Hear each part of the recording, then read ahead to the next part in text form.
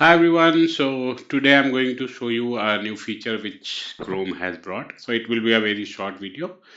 So Chrome has released so this you can see as these are horizontal tabs. So now you can change it to vertical tabs. So this is the option. You can right click anywhere here and show tabs vertically. So this is how this will look. You can do it like this, minimize, maximize, or make it like this. So if you just want icons, you can do like this. If you do, it will switch to those tabs. And